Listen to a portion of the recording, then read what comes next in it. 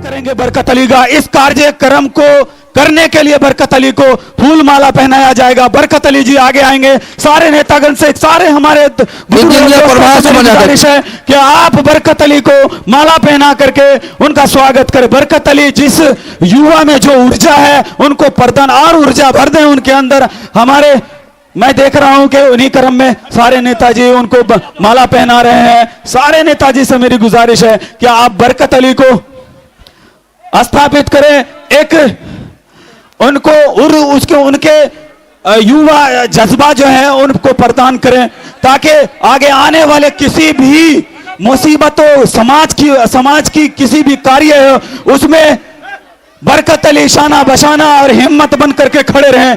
इनके लिए श्री बरकत अली जी को शुक्रिया अदा कर रहे हैं। सारे आदमी ताली बजा कर उसके स्वागत करें। सारे आदमी ताली बजा करके स्वागत करें बरकत अली का।